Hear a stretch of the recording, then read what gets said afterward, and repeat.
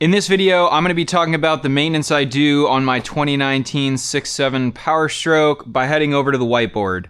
Alright, so I'm going to go through what I do, and this is the intervals that I've come to after doing oil testing and then seeing stuff break and driving the truck. It has 264,000 miles on it. That is not a lot. I personally don't feel like I will have gotten my money's worth out of the power plan until it gets to 500. So this is the maintenance plan that I follow for myself in order to do this. I want to give a big shout out to Power Stroke Help. Bill Hewitt, rest in peace. He used to do these whiteboards a lot. And then PTT with A-Rod. And PTT also did one that was more general. I'm going to be talking about specifically what I am doing. Now, the one thing I want to say is if you have a mechanic or a friend or, people that you trust, you should take their advice over some guy on the internet like me, right? There's so many people on forums and whatever that are just going to spray nonsense. And honestly, there's some influencers out there too, Basically, how I've kind of built out my plan, and this is based off of a spreadsheet that I keep, just tracking everything. I kind of think of these three different categories of what I'm doing. There's the regular maintenance, so that's a lot of your fluids and filters. There's the occasional maintenance, and some of it really shouldn't be maintenance items, but I'm thinking like my intermediate steering shaft that goes out every 50,000 miles, the dust seals on the 4x4 that usually need done every 70 to 100. Just the wear items, because Ford just picked certain parts that they were going to make absolute garbage. Regular maintenance, so things I'm doing regularly. Okay, well, should surprise no one, but engine oil and filter.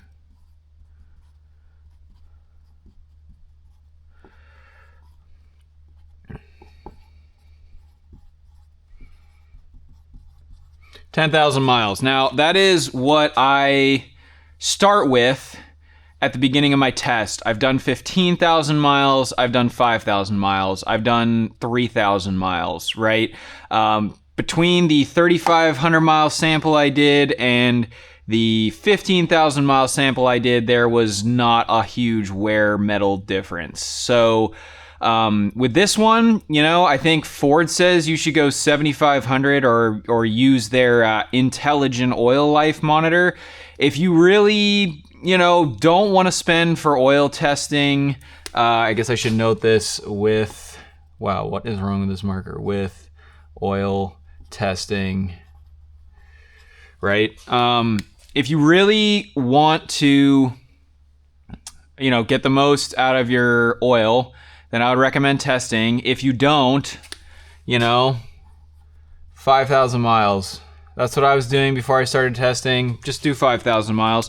It's dumb, I drive a lot on the highway, so I was wasting a lot of perfectly good oil. But I think that is it's a decent way to go. It's a lot less than what Ford recommends. Number 2, good grief. As you can probably tell, it's absolute chicken scratch, so I will do my best to not be so terrible with my penmanship. Fuel filters. And this one, I'm at 15,000 miles. Now, this one, if you really, maybe you aren't running a diesel fuel additive every fill up, I would say go 10,000 miles. But I try to match this up with this. So I guess, what I should say here is ideally I'm going on my oil, I'm going 15,000 miles.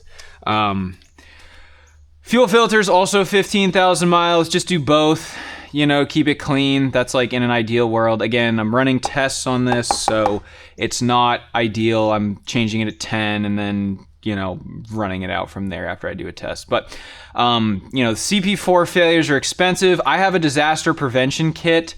So there are 3 filters with the disaster prevention kit. If you get a good one, like from S&S, they have a filter that filters the fuel going back to your tank, the return line. And so if the pump does blow up, you don't have a diesel tank full of glitter. Tire rotations, every 5,000 or sooner. All terrains, they love to get chewed up, and I cross them.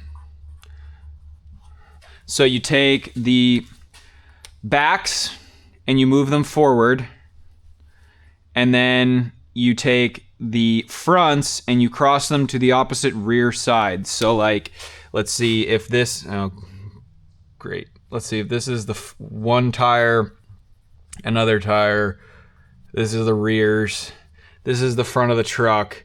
Rears come forward each rotation, and then backs get crossed. I have no idea if that makes sense. Seemingly it does. This is the front of the truck. So you're taking your drive tires, putting them on the front, and then and it's the pattern that Ford recommends. It's in your owner's manual, and I do that. And right now the KO3s are at about 70,000 miles, and I should get 80,000. And I get them balanced regularly. You know, as soon as I get a shimmy, I usually, like these tires have probably been balanced no less than 5 times since I've had them. I try to do it regularly. I am going to get some of those Centermatic things, those wheel balancer things with the sand in them, and give those a try too to see if I get some better wear. Grease, front end. Aftermarket front end parts, every 5,000. And that's because I have aftermarket ball joints. I have drag link tie rod end that are XRF. Those have grease fittings. And then you have, if you have an older, it's funny to say 2019 is older, but an older truck like mine that still has the grease fittings in the U-joints for your front 4-wheel drive, you should grease that. And then if you have anything else that's custom, grease that. Right now I'm doing my rear differential at about 25,000 miles. And before this, I was draining and filling my rear differential every 50,000, but I did an oil sample and I was getting some pretty, you know, solid wear metals. I mean, it's a diff, so it makes all kinds of metal. But it was recommended that I maybe change it a bit sooner than waiting 50,000 miles. So I've kind of been doing this a little bit more. The truck tows a lot. Occasionally I take it off road. Since it's been tuned, I find myself being a little bit heavier on the throttle, so she gets worked a bit more. But this, I would say, do not go farther than 50,000 miles. There's no filter in there, and the diff makes a ton of metal. That's what I would do for that. Like front diff, I go every 100,000. I run AMSOIL. I want to say it's 75W90. Don't quote me on that. Just look up specific for your axle. But the rear diff is getting absolutely worked. So, and again, this is just drain and fill. Super important. Transmission. For mine, on my next drain and fill, I'm going 150,000 miles. And that, again, is very dependent. I ran an oil test after a year of RV transport and some really cold winter temps and some very heavy, you know, driving and traffic and driving all over the US and just like beating the tar out of the transmission. And I ran an oil test on the AMSOIL and the transmission was pristine. I think I did the test, it was like 85,000 miles. Or maybe it was 80,000 on that oil, and it was like basically brand new oil. So I'm gonna run it to 150, and that's with the transmission filter. If you are not, then I would do it at 50 or 100,000 miles. If you want to be safe, you know, do it at 50 if it's super heavy. Even if you're not towing, it's good to just like look at the heavy duty service intervals and just take note of them at least. Inspect, air filter.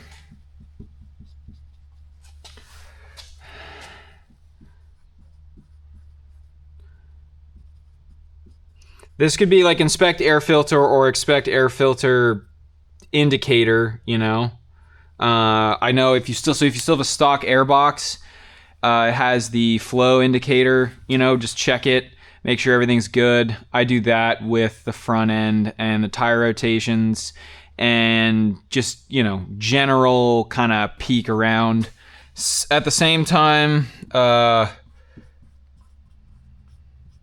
am always checking for leaks at 5,000 miles.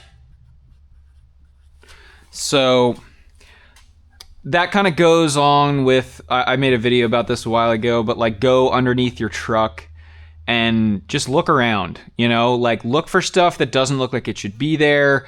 Look for things that, you know, might be loose. Have a friend go and work the steering wheel. Honestly, just having someone work the wheel while you lay under your truck is an unbelievable way to find loose stuff. You know, ball joints, bearings, whatever. And so on top of that, like when you're greasing your front end is a great time to get down with a creeper or on a moving mat or whatever. You got to be proactive, I've found, with these, because there's sneaky things that'll just, you know, like the upper oil pan's one of them for a lot of people because it doesn't always leave a puddle, at least initially. And then one day you go out and all your oil's on the pavement. It's a little spooky. So checking your coolant level, checking your transmission level, checking your oil level. I recommend, especially if you do a lot of long trips and you're not commercial, but like do a pre-trip inspection, go around, you know, take a flashlight, crawl around underneath, check your lugs, just do, you know, be proactive. Unfortunately, we exist in a universe where entropy is alive and well, and so things just break, you know. It's not, the universe is tending towards disorder constantly, so you need an infinite amount of energy to reverse the fact that it wants to go towards disorder. And this page here that you're seeing, or this whiteboard right now, is like just the basics that a lot of people don't do, you know. And I want to give a big shout out to the gentleman, I won't mention him by name, but he sent me a very nice email and basically said, hey, I just got a truck, you know, it has 28,000 miles on it, I'm doing everything myself, I want to make sure I don't miss anything, can you talk about this? You know, but this is the stuff that you should be looking at. You know, you can even just block off the mileage, right? Just check all this stuff and do, like I said, look at the Ford severe duty service intervals. I don't get alignments, or I try not to get alignments that often. Like, go to a good shop, pay good money to get a good alignment, and then leave it unless you're changing your front end a lot, which I, in the last year, did. But like, get your alignment set and then run it. And if you notice weird tire wear or whatever, try crossing your tires like I illustrated here. 50,000 miles or sooner, I would definitely at least have your brakes looked at. If you notice any squeaking, or it seems like you're dragging a pad, or you notice a lot of extra brake dust, again, that's where the pre-trip inspection comes in, you know, looking at stuff. But at minimum, especially if you're up north like I am and you got the salt and the corrosion, all the junk they put on the road, like have somebody check your slide pins, make sure they're not stuck or seized or whatever. Maintenance needs an A. Great job out there. All right, so this is stuff where I almost feel like the caliper slide pins could go in this, but they are so predictable that I just try to put it in. This is stuff that is definitely worth doing, and I may have not mentioned it on the other one. It could kind of bleed into regular maintenance, you know, but this is like just stuff that I've noticed patterns on and try to do. So I guess for you know, for the sake of argument, let's just say that slide pins for your calipers are at 50,000 miles, and then power steering fluid. This also probably could be considered regular, you know. This also at 50,000 miles. Drain and fill primary and secondary coolant. 50,000 for sure. I don't know whether it's a brake bleed or a brake flush. We just basically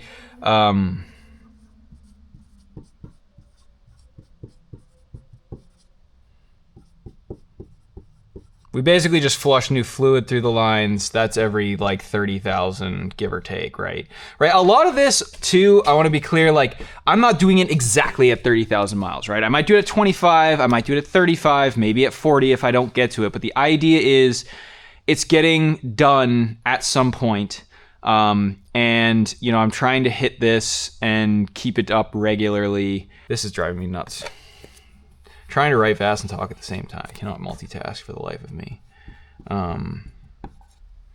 So, you know, that's stuff that, like, again, you're gonna buy a used truck from somebody. This is the stuff that separates the men from the boys. If you're not doing this, then chances are you forgot to replace things, or maybe you skipped an oil change or whatever.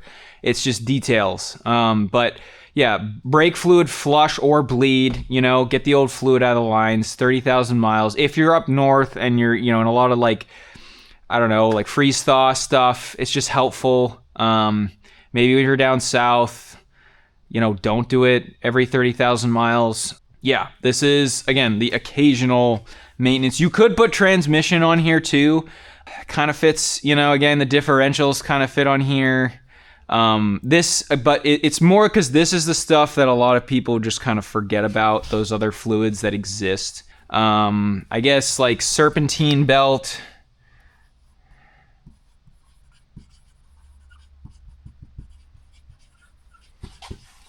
I do at 100,000 miles, pretty much on the dot. I don't know why those were different than those. Good grief. All right, so 100,000 miles for the serpentine belt, but like this time around, I think I probably ended up doing it at 70 because my tensioner went out, and so I just, again, they were gonna take the belt off. It had 70,000 miles on it. I'm like, all right, get a new belt, put it on. You know what I mean? It's easy, especially when they're already in there. And I suffer from that affliction. It's probably not great for my wallet, but it's like while you're in there, just, you know, do these other 5 things that may not need to be done, but might need to be done in the next 15,000 miles, you know? It's a good tick to have. Again, it's just terrible for your wallet. But I, knock on wood, have not been stranded on the side of the road. So I don't know, that also pays you back if you're not spending a lot of time broken down. Okay, so I guess I did forget to mention too, like transfer case, I just do with the transmission, but like we can just say on here too, transmission and transfer case. I am at 150,000 miles with AMSOIL Signature Series automatic transmission fluid. Then we also have thermostat. So this I have been doing every 100,000 miles, so I've had it replaced twice. And I am considering changing that. The only reason I say that is because I've only done the primary. They're thermostats. I believe there are 2 in the secondary cooling system. So you have 3 thermostats total in the truck. And if you're draining and filling your coolant every 50,000 miles, you're gonna prevent a lot of the corrosion. Again, when I drain and fill the primary and secondary with the coolant, you know, maybe one of those times if it's been 100,000, like, all right, I do the thermostat and that upper radiator hose. Maybe, you know, I'm just draining and filling the radiator, so I'm not draining the block, but that's why I'm doing it every 50. If you wanted to drain the radiators and drain the block every 100,000, then that would probably be fine. You know, I know people have said there's like sediment and stuff you can get in the bottom of the block, that if you drain it out that way, it makes a lot of sense. You know, again, that's where you do you. At some point, I will probably drain the block. Do I need to do it every time? No. Thermostats, do I need to do it every 100,000 miles? Probably not, because I've only done the primary thermostat, and there are 2 secondary. And, you know, you could argue I should probably do them when the truck hits like 300. And that's something that's easy to slip through the cracks because it's like you kind of got to take, I think you have to take your grill off. Like there's not like a super easy way to do it, and there's not a lot of videos. I will make one on that when I get around to it. Thermostats, and then the weird stuff that comes up pretty often is the 4x4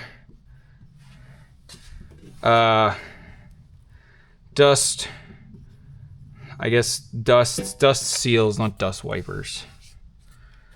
Dust seals the locking hubs. And these, I mean, they, for me, have gone out without fail before 100,000 miles of life each time. And so, like, I find the locking hubs, you know, I'm not replacing them regularly, but they are smoking themselves. And then four-wheel drive is like when I, you know, because I still have the vacuum. So if I do switch on the fly, they'll like half engage, and usually it's one side will work and one won't. And so you get that kind of like that grinding sound or humming sound. It almost sounds like a terrible wheel bearing, but it's only when you're using four-wheel drive. If that's what you have, then it's your locking hubs not engaging fully. And then dust seals usually are like a squeak, or if when you're hitting kind of bumpy roads, you hear like a kind of rattle slamming in the front end, that can also be the dust seals that are holding, helping hold that heavy axle in place. And if there's a ton of play in them or they've collapsed on themselves, then you know, they'll squeak or they'll make noise and rattling. What? What do you want? Do you want your bed? Is that what this is? Bed. Yeah. That was what you wanted. Okay. So that's, again, some of the weird stuff. All right. Here we're going to do 3 thermostats. And the thermostat thing is tough. Like serpentine belt to me, you know, if that snaps, bad day. Thermostat, if it starts to act wonky, or maybe, you know, you could wait until you have overheating issues, you know what I mean? Or maybe if you're doing another upgrade and you end up draining all the coolant out of your block, like when you drain your block, you could do your thermostats. Like this stuff I have trouble being super dogmatic about because it's occasional, right? Like the transmission, this is definitely more regular side. I think serpentine belt should be regular. Like this could be regular, but like you also don't have to do 30,000 miles. You probably, if you're in the South and you don't have a lot of like freeze thaw, you could do every 70,000, right? Like this stuff is kind of negotiable. Whereas like if you don't change your oil, bad day, right? Slide pins too. Like you could probably drive on a bad slide pin for like 20,000 miles. I mean, I had a stuck caliper for like 30,000 miles and I drove on it and didn't know what it was. I thought I was getting death wobble, you know, like played Ring Around the Rosie with a bunch of diag, couldn't figure it out. And then, you know, one day it was happening, pulled over. It happened to be at night and looked at it and the rear rotor is just glowing red hot. And I was like, huh, yeah, it's probably stuck. So again, this is stuff where like I'm paying attention, and there could be other stuff on here that I'm forgetting. Like, you know, I've replaced like the transmission cooler lines. That's going to be on the next thing I go through here. But again, you know, it really depends on what you think is best here. I'm not going to be like, you have to do this or your truck's going to blow up, because that's not the case. All of this is kind of, you know, plus minus 50,000 miles, depending on what you want to do. Shock rebuild. 50,000 miles if you have reservoir shocks. They could be Carly, King, Fox. They could be from AccuTune. If you're running OEM, just, you know, wait until your ride starts to feel like bag and hot garbage, and then, you know, replace them. And I think that's... or wait until you start seeing them leak oil, which is probably going to be like 30,000 miles. I love, because I drive a lot, paying a little bit more for shocks, knowing they can be rebuilt. Nitrogen shocks specifically from like Fox or King, they have a pressurized chamber that's actually making the shock proactive and kind of pushing it back against the road surface and then keeping the heat down. Whereas like a normal Ford Motorcraft, or I don't even know. I think the lower spec like Bilstein shocks also, they don't have, they're not a nitrogen charged shock. So they just have a valve with oil going through it. And you can get, with a lot of beating on it, some pretty nasty oil. And those are, again, a wear part. So for me, it's easier to have them rebuilt.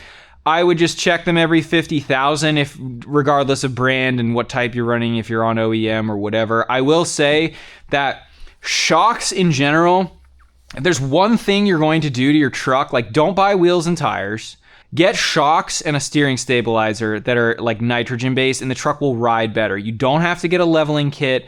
It'll help, right? If you get progressive coils in the front, and then, but it's not necessary if you don't want to shell out, $5-6 grand.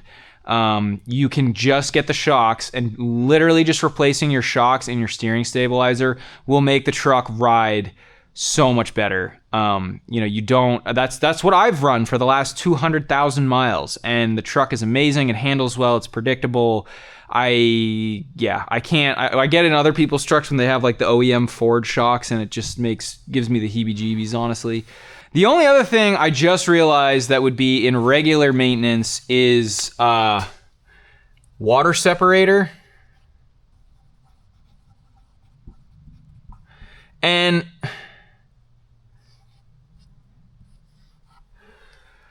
that's regular maintenance. So for some people, now I'm changing my fuel filters every 2 to 3 months, and I know where I buy fuel is pretty good quality. I don't worry about draining my water separator. On a long trip, like if I'm driving out west and I'm going through the Midwest and I know I'm getting some biodiesel or stuff that attracts water, I will stop and, after the trip, just drain a little bit off. But to be honest, I've never, knock on wood, had a water and fuel issue. But I was just thinking about that. Someone would be like, oh, he didn't mention drain the water separator. And I know you do need to do that, especially if you're not always able to get good quality diesel fuel. But it is not something that I am doing super regularly because I'm changing my fuel filters very often. And I think what PTT with A-Rod recommend was do it once a month. Like and I like that, like if that's something you're concerned about, put a tick mark on your calendar, go out there, do it, look at the fuel, see what you're getting. If it looks like garbage, then, take that and change your fuel system, not your fuel system, change where you buy your fuel, do a little research, figure it out. For those guys that are hauling, over the road, they can't always pick, but they're running so often that they're probably changing fuel filters once a month or sooner. I was doing like 10,000 miles a month when I was hauling campers, and it's, you go through filters so quick and you're always doing them that you don't really need to do the water separator. So I just wanted to call that out as something to pay attention to. The only other thing I mentioned too was, this will be 10 things on this then too, is the intermediate steering shaft.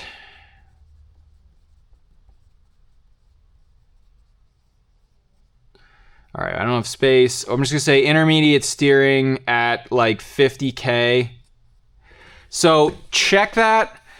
Wait and see. It's pretty predictable for me. It's always between 50 and 75,000 miles. Whenever I hit like washboard or potholes, or I'm driving in the grass or in a field, and you get a lot of those smaller bumps, one after the other, you'll get this rattle that it's like you feel it in the steering column and in your pedals, like in your brake pedal. And it is the most aggravating thing ever. And you can ignore it probably for a while, but now I just replace it as soon as I hear it. It drives me bonkers. I don't know why, again, this is an issue. It's stupid. It's really stupid. It's a stupid thing to spend money on, if you can put up with a little rattle, but I cannot. So I am doing that, and paying attention to that when it comes up on 50,000 miles. We could probably add like a few other little things to this. You could change your air filter. That would be kind of an occasional thing. I don't know, if you see like the coolant, like you still have the Spidey hoses up top and you notice some dried coolant on your intake manifold, you could change those coolant lines or replace the T fitting that's on there. Like this is almost like, you know, you wait until it goes bad kind of thing. If you don't, you know, want to be proactive, like that is, and that's totally fine. I'm not going to be super dogmatic about this. Again, I'm just some guy on the internet that has a truck that's, you know, pretty low miles, and I've been keeping track of everything to share with people, but you also, it is completely fine if you disagree with me, because that's part of the human experience. This is as needed.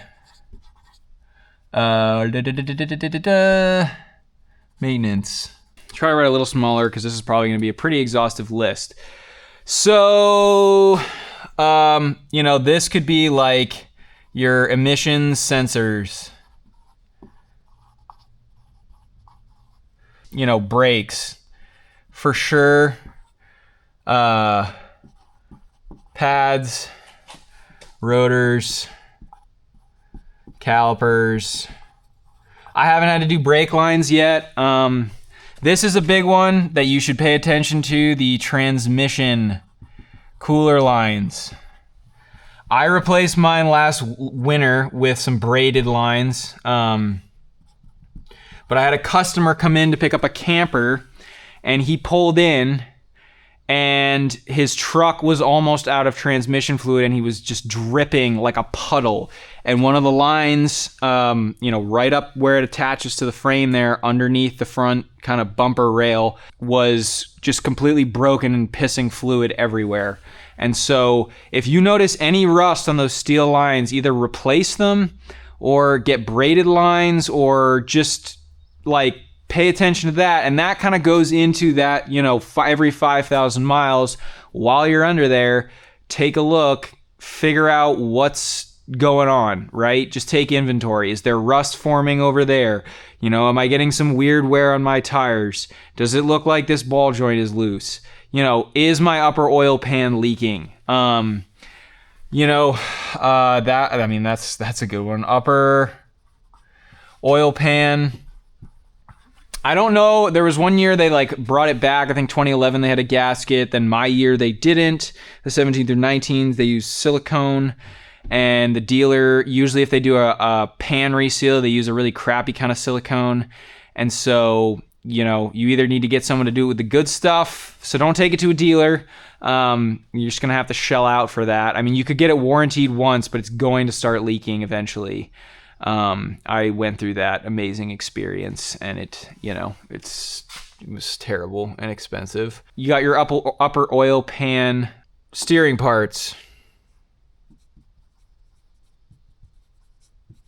So this is like tie rod ends, drag link,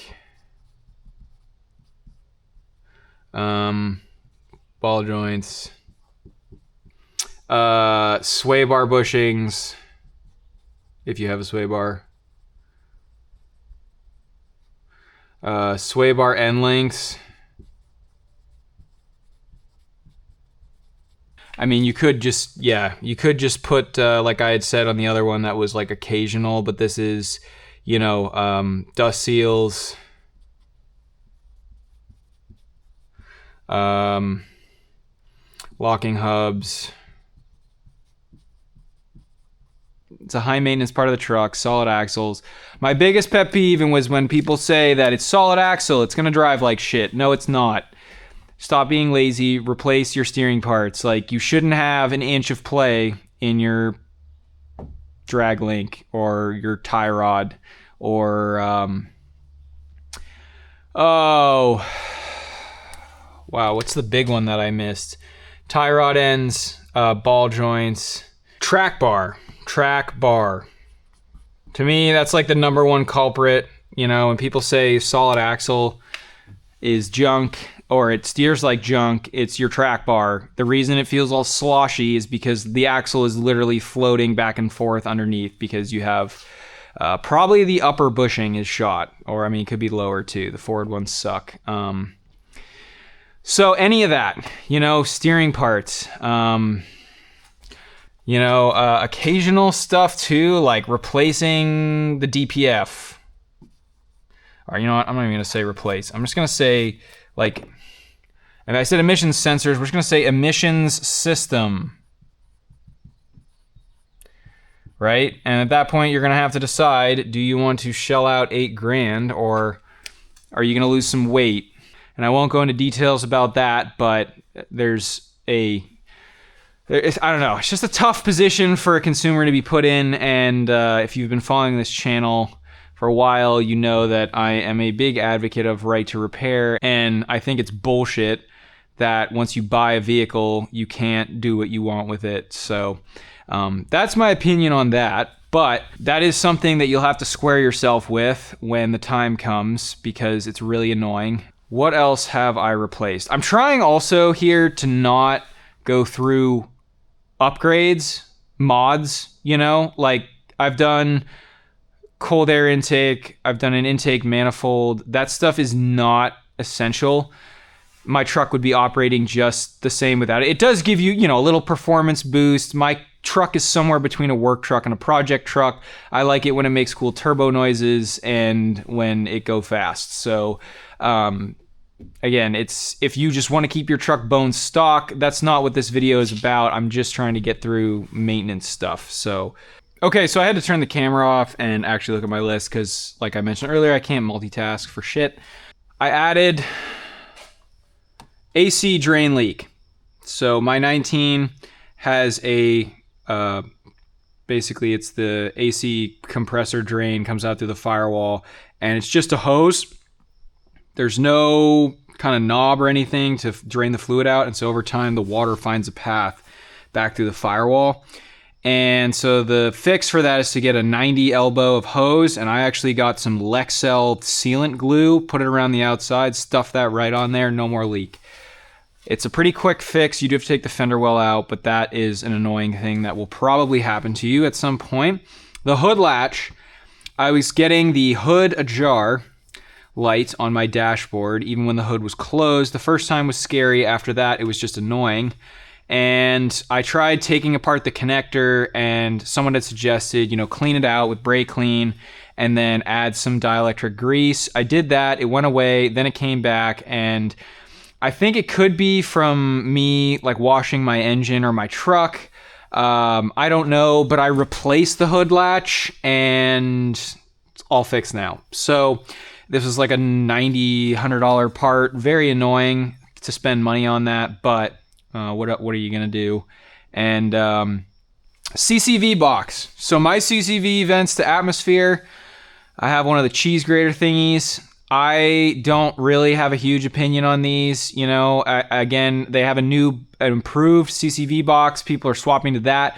I think if that had been around when I was doing this, then I definitely would have. This is not something you want to sleep on. And honestly, I probably should have put it in the regular maintenance section. Let's put this in red. Oh, wow, that looks horrible. No. We have to go back to black. Oh. No. All right, we're going to put this, because I forgot about it until now because I don't have one, regular maintenance. And I don't know what the mileage interval is. I know some people say 50. Some people are like, I do mine every 30. Some people are like, I do 70, 100, whatever. Honestly, I would not go farther than 100 with your stock CCV box, especially if you buy a used truck. That would be one of the first things I do, because that can trigger the upper oil pan, because if you get too much pressure, it will force leaks in that crappy silicone that they put in at the dealership. So I would do the CCV box regularly. I'm probably going to get some people who didn't make it this far in the video commenting, being like, you didn't say anything about the CCV. And yes, I know. Again, I'm human. I just forgot. I don't have one. It's not something I do regularly. But if I had one, I would. And if you can, get the new box. That is not something you want to forget. Batteries, I usually go on whatever the battery says. So if the battery is good for 3 years or it's warranted for 3 years, I'll run it for that. My last battery, I think I went about 3.5 or 4 years, and then I got a battery light one day, and I was like, okay, that's it. New batteries, both batteries at the same time. The first time I did batteries, I did one at a time because I didn't know any better, but best thing to do is just get 2 freshies, same time, do things in pairs. I always do that too with like the hub locks or the dust seals or whatever, you know, like if you can do it quickly, easily as a pair, just do it. Keep everything kind of on the same thing. Same thing like brakes, you know, like when I had that stuck rear caliper, I was up visiting PTT. He did both sides, like pads, rotors, calipers in the rear. It was expensive, but just like do things in sets. It makes your life a lot easier in the long run. It's a cheat to beat entropy at its own game. Cabin air filter, I try to do every year. If we were living out in Colorado for a bit and it's dusty and I was driving a lot in the woods or off-road, or like one year, a long time ago, I went to Utah, to Virgin, Utah, and it is very dusty there. And so, I was there for probably about a month's worth of time, just change the cabin air filter. It matters less what you use. There's all kinds of weird charcoal filters on Amazon. I like the Bosch filter. It's high efficiency. Some people don't like that one because it said they blocks their AC. Again, I could care less. Just do what works for you. Just be aware that it's something that should probably get changed. I replaced my oil cooler. And you know what? I should probably specify because there's a lot of oils in there. Let's say engine oil cooler.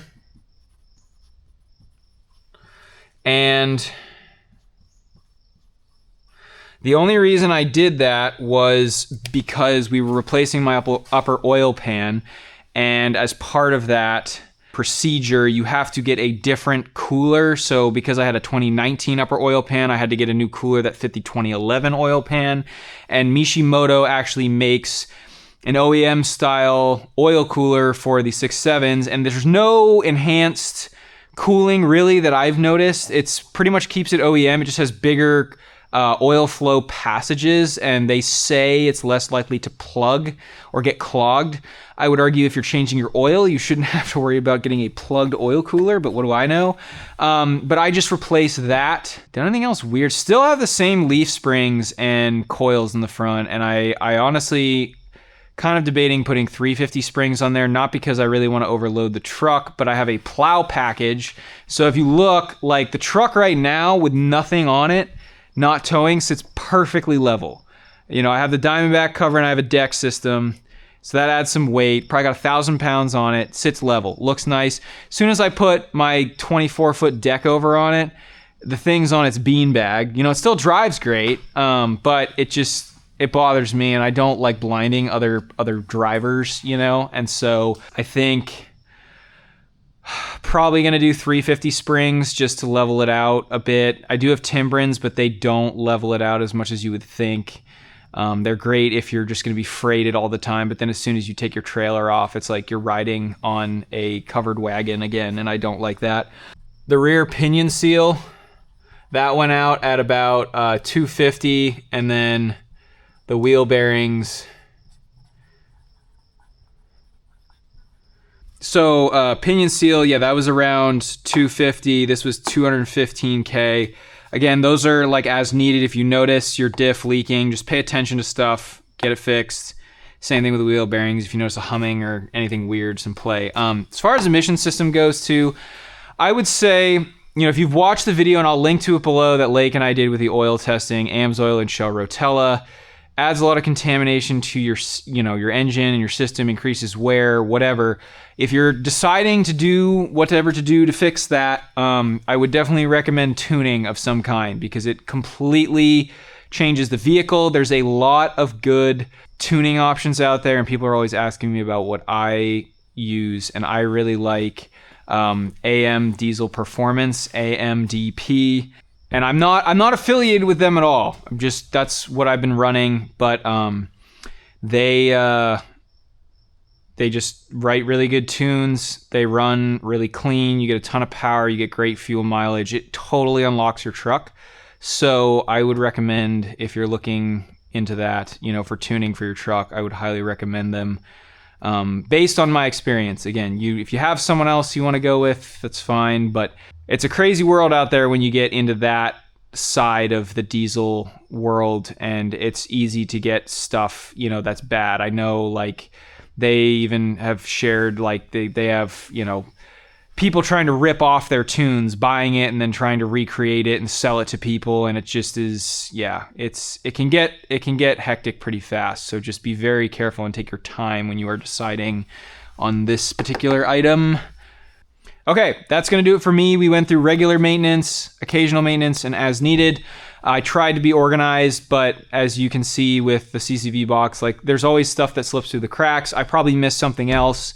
I did try to consult my spreadsheet a decent amount, but thank you for being here. Thank you for watching. I hope this was helpful. Again, like I said, be sure to check with your mechanic, or, you know, with a friend who owns one of these, or, you know, even with other channels. There will be people that will have different opinions than what I am doing. This is what works for me and my situation, and that is not and cannot be directly applied to everyone else. So again, this is not me telling you what to do. This is just saying what I'm doing, and then you can pick and choose kind of what you want to do that I am doing. So I'm not in the habit of getting into random pissing contests with people in the comments about one specific thing that they may not agree with. You know, it's not worth wasting energy on. Unfortunately, the internet has become a place where, you know, it's just like an echo chamber of people just fighting each other, and I don't have any time for that. So, you know, especially with all this AI garbage getting put out now, like, people like me making real videos, like, it's very discouraging sometimes, because you just wonder how, you know, you're ever going to keep growing to compete with these people who have like 20 cuts in like a 1 second frame of time. But I still like videos like this, and so I'm going to keep making them because I hope there's other people that like them too. All right, enough of a rant. Have a good rest of your day. I appreciate you being here, and we will see you next time here on Power Stroke Maintenance. Cheers.